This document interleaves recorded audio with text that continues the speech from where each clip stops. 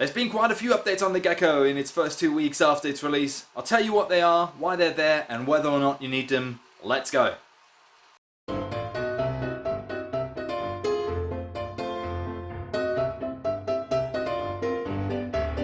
Hello friends, hello YouTube, how are you doing? Rainbow here with another Nerf mod video. And it is an update video on the Gecko because of all the updates for the Gecko. Jeez, what a stupid intro. Anyways, this is what this video about. It's another video about the Gecko. If you've seen the other video about me talking about this blaster, if not, it's linked in the description, go check it out. And it's been out for almost 2 weeks now, and there's been several updates to this blaster. Because I was involved in the progress, I want to go ahead and tell you what these updates are, why they're there, and whether or not you need them for your personal build. So in the last 2 weeks, Ehdrien, the original creator of the Gecko, and I have been working closely together, building several different Geckos, testing out a couple of theories, testing out a couple of new parts, testing out many different springs, just to improve on the design that's already there. So there's a bunch of changes that we've made that made it into the new updated version. And to all of you out there who've purchased the files, Ehdrien has probably already contacted you because you obviously get those updates for free. To anyone out there thinking about buying the files now, you will get the updated version. And I'm going to talk you through all the updates and why we made them, why they're there, as well as whether or not you need them, because some of them are purely optional, but some of them are highly recommended. So some of you may have seen Drax's video on the Gecko just recently, and he had a couple of issues with the blaster as he was going on doing his video, doing his testing, but funny enough, all of these issues were already solved by the time the video came out. He just happened to have them because he has a very early production unit of the Gecko, so those things have not been tweaked yet. So anyways, now going over all of these changes, and so that you can see what they are and why they're there, and you know, make it out for yourself whether or not you need all of them, you want all of them, and I'll tell you which ones are optional and which one I think you should really have. Off we go. So first off, I have two Geckos here now. This is the one from the original video that has just received a few of the updates. This is my testing one, as you can see by the random selection of all the colors. This has gotten all of the updates, and I have probably assembled and disassembled this blaster close to 100 times by now. So yeah, there is a lot of change in this one, and on this one. Let's talk about the first thing that has changed, the barrel length. So if you remember, this feature, the original barrel here is 15 centimeters long. The new barrel is only 10 centimeters long. So you can see, and this right there actually is the only visible disadvantage to that change. So if you like this look and this style of things, I really feel you because I do like it too, but this is there for a reason. And the reason behind it is performance. So overall, while the performance in this setup actually is really nice and, you know, quite good for its size and everything, we did notice that the variance in performance, the variance in FPS numbers is actually quite large. And it has, different blasters have a different variance, but overall, that was like huge in this one. We're talking up to about 30–40% variance with this. With a shorter barrel, we could drop this down to around about 10% of a variance. So this is a lot more consistent. And so we did some math behind this. So with the size of the plunger tube of the Gecko, the original length of 15 actually was way too long. Like if you do the numbers and actually calculate the relations between the ideal barrel length and this, it comes out a lot shorter. So we decided to go with the 10 centimeter after some extensive testing. So I say extensive testing, Ehdrien and I together tested about 8 or 9 different springs, from like low power to high power springs in all setups. And overall, yes, with the high power springs and this barrel, if you get a great performance, it is a little bit higher with this, but because the variance is so big, the average FPS or the average performance from this is still worse than this one. So with this one, the overall FPS from high performance springs is just a little bit shorter, but just a little bit lower, but it is a lot more consistent. And I'm still saying that with the right spring, like this thing can actually hit 150. So we're good in that sort of department. But overall, like with all the springs, the new barrel is such a big improvement, which is why this is one of the changes I really, really recommend. I know that this and this is two different looks, and depending on where you stand, you might favor this one, and I do know that. You can, if you build it for yourself, you can choose to get this and make it happen. However, for me, for my builds, I will always use this barrel by default, and with my hardware kits, I will always include this barrel by default because it makes such a huge difference. Now, some of you may worry that with the new barrel being that short, when you pull this forwards, because the barrel stays in the back here because it's glued into the turnaround, this alignment might be off, and you know, darts could sort of hit the catch housing or could get stuck inside. And I was one of those people as well. Like, that was my major concern with this. But I can honestly say, after firing close to about 2,000 darts to this setup during testing of all the springs that I have and all the other things that we tested, I never had any issues with that whatsoever. So this actually works quite nicely. The alignment is beautiful, and it's just perfect. There's a little thing that we designed, well, Ehdrien designed on my recommendation. It's this little tiny little piece. It's called the barrel brace, and that's something when you're using higher spring loads, because of all the force within the system, I would glue this in between the plunger and the barrel.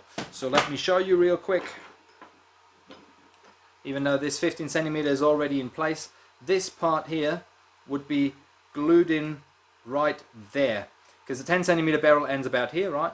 And so with this cannot move because this entire unit is screwed in, and none of this can actually move.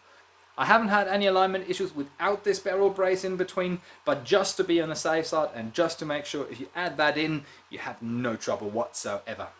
So next up are two changes that were made because some blasters, including this one, after some time of shooting and playing about with it and testing, the performance dropped by a lot. So it was leaking air somewhere, and to eliminate this, we made two more changes that I highly recommend you do as well if you print your own parts. Number one is the turnaround, so the piece in here, or as you can see, let's put it this way, this piece right there where the barrel sits in actually does turn around the air, that's hence the name. However, this should be printed in 100%, just so we can assure that this part doesn't leak and all the layers align perfectly. Maybe even build it with a little bit more, print it with a little bit more flow even, but print it with 100%, this one is actually fine. But that's one of the just suggestions, that's not like a change to the part. Next up, the pusher. So the pusher sits in the back right here, and whoops, let me just make it so you can see, it sits in the back right there, and it does what it does. You prime and then it pushes a dart into the chamber, right? Originally this used to be a two-part setup, where this front bit here was screwed in this way. This was actually a source of air leaking out because of that seal not being 100% with the screw hole and some glue in it, and it really depends on what glue you were using. And to eliminate that, this is now a one-piece print. Still has the two heat inserts right there to be installed in the blaster, but the most important thing is that this up the front is now one piece, prints in one piece, and if you want to be on the safe side, print it at 100%. For my testing, you don't have to, but you can do. It's just a small part. And yeah, so that's one change. Definitely use that one. Alright, so much for the internal changes. Let's talk about the external and cosmetic changes. So the first two changes are not visible to the naked eye when you look at this, but they're definitely noticeable in performance. I'm talking about the slide and the slide lock. So it's this part as well as this part right here. If you have seen Drax's video, you remember that he was saying you really have to yoink this back in order for it to properly catch and reliably catch. So I noticed the same problem in my testing, especially with stronger springs, like anything stronger than the Worker 9 kg would have the same sort of issue. And the reason for that is the entire system is designed so small with so little tolerances that with tougher primers and like stronger springs, this would be just a tiny little bit too long and actually knock onto the back here, and so you're having a hard time with tougher springs to get the catch to interact with the plunger rod as it should.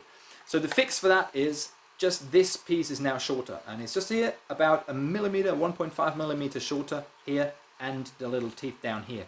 Reason I'm pointing this out is if you have already printed this part and you don't want to reprint, I think you could get away quite easily by just sanding this flat surface down towards this direction just a tiny bit, and then it should work fine. The reason this frame change had to happen and wasn't in the original files was that it mostly occurred with high power springs, and I haven't had, with this one, I haven't had any priming issues, and that's using the Worker 9 kgs, and that's the spring that Ehdrien designed this blaster around and actually used for all his testing. So with the original spring that was recommended, this works fine, but when you want to go higher spring loads or a little bit tougher and beefier springs, you will need that change. With the Worker 9kg is not a trouble, but the Worker 9kg is not a true 9kg, it's actually more like a 7.5 kg, and so it's a fairly, let's call it weakish spring. My hateful Worker, I'm sorry. Second change was to the Slidelock, which is this one here, and for, you know, function terms, this is responsible for the slide not moving backwards when you pull the trigger. Because otherwise, if the blaster is primed and that wouldn't be there, you see, it just sort of pulls backwards and it doesn't actually engage the catch, and therefore it doesn't fire. Now I quickly got to shoot that dart over that way. And if you're wondering about what a little teeny weeny noise that was, I'm currently having what I call the baby spring in here. It's nice and easy, 4 kg, and it's so much fun to use indoors. Gets you just about above elite performance. It's fantastic. So back to the Slidelock. The changes here were that it's been made 2mm longer, and when we're talking about this, it's that thing in the back here. So this gap in between, this gap here is really minimal. The original gap was a lot bigger, and that gap would have been enough for, even with the Slidelock engaged, for the slide to move backwards 2mm more, 1mm more, which would be enough for the trigger to just duck under the catch. And as I said, we're talking like 1 to 2mm here, and so you can see how small the tolerances within this build actually are. For the Slidelock, there is several different options as well in the tuning your Gecko folder, so you can print the one that you use, you want to use for your specific build. So the next change is a rather big one, and it's actually quite visible because it is a change to the frame. So as you can see with these two right here, especially the area around the screws, that's the original one, and that is the new one. And you can see here, it's been reinforced around this area right there, so compare it to this. And the reason for that is, I was the one that in my testing with like all the strong and tougher springs, I had a cracked frame, and it cracked right about here where these two screws are.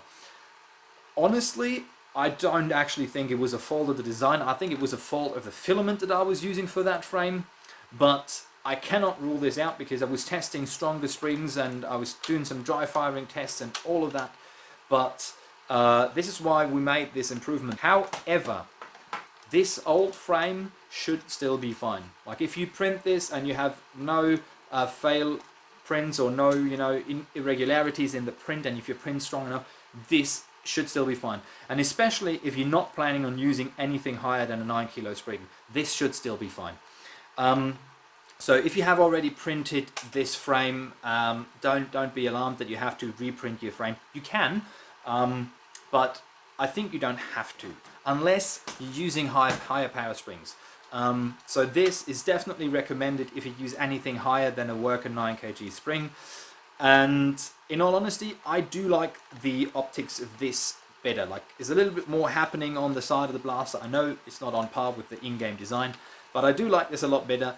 This will also be the standard frame that I use for my Geckos. And this will also be the standard frame that I use for my builds. So if you order a Gecko through me, if you don't want this because you're using low power springs and you want the old design, please specify that, because otherwise this will just be the standard. I'll be moving away from this design for two reasons. Because one, I want to have the option to put in higher spring loads in this, and two, I like this design a lot more. But if you have this, and if you're not using high power springs, and if you want to use this, that should be totally fine. So that's just one big change to like probably the largest printed part on this entire project, which is why I understand that you would be hesitant to just reprint this.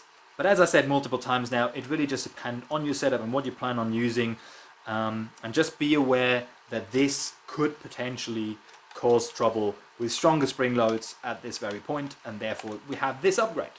Alright, last but not least, let's talk about a couple of purely cosmetic changes that are available just so you can customize the looks of your gecko to your liking. Number one is something that isn't really that new, at least to me. It's always been there. I hope for you it was on as well. It's a little piece of Picatinny rail up the back here.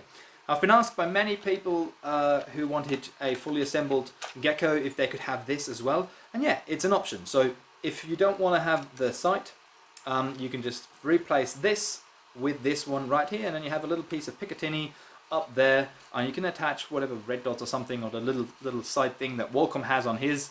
That's a thing. I personally am not a fan of Picatinny rail on pistol blasters because I think it just doesn't belong. Pistols supposed to, be flat and have a sight, but that's just me. If you want this, you can totally have this. So yeah, again, if you order a gecko through me or want printed parts or stuff, you can just have this. Just let me know. The next thing is the trigger. The original trigger looks like that, right there, and there's nothing wrong with it. It works. It does the trick, and it's it's just fine. I personally just do like a little bit of a curve in my trigger just for the feel, as well as the look of this is not 100% to my liking. So I talked to Ehdrien if he could do me a favor and could do some alternate triggers, and there we go, alternate trigger number one, called the Tooth, and this is really what I love. I'm going to be using this one in all my personal builds just as default because it has a nice curve to it, so your finger can just rest in there, as you can see.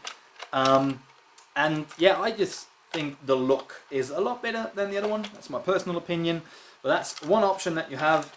The other option, it's called speed holes, and it does look like this. So again, it also has the curve here, so your finger can sit in there nice and easy. But then it looks a little bit beefier because when it's installed in the blaster, wait, do I have a frame? Thank God I have a ton of frames around. So there you go. When it's installed in a frame, it does look like this. It works just fine. Even though it looks a bit bulky, but this works. It's all good. So, like, this is the look of this. Also, really nice design. So, these are your three trigger options. Again, the optional files for design changes are available on Thingiverse, so if you want to print a different one. Next up, we do have grips. And there always has been the original plain grip, as well as the dotted grip that I use on this build, as well as the square grip that I use on this one, and also Nerf has used on their builds, the square one. But there's a new one. My friend Jesse reached out to me saying, it would be cool if there'd be a honeycomb hexagon design kind of thing. So I passed it on to Ehdrien, and he whopped up this, and it's just fantastic. So this is also a new grip option that you get with the files, and I really love it. Like, this is really cool, and the way this hexagon actually is on there makes it really nice because when you hold the blaster, you kind of you're not gripping down here, you kind of sort of grip up here. I really like this. So now you got 4 options for the grips as well, so more customization for your gecko, and yeah, I just think it's beautiful. Whew, what a long video to update you on some updates. Joking aside, I really hope that I could clarify the confusion as to why some upgrades were made just about now and why were they not included in the first place, as well as whether or not you should do them for yourself, because I still think some of the updates are purely optional while some of them are really, really necessary.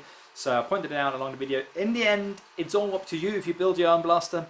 If you order a blaster, I told you what my standards are. If you want to have variations from that, please just point that out. Speaking of ordering, link to Etsy shop is in the description, as well as my email. If you want to have your hardware kit or your own gecko, or you assemble an assembled blaster, get in touch.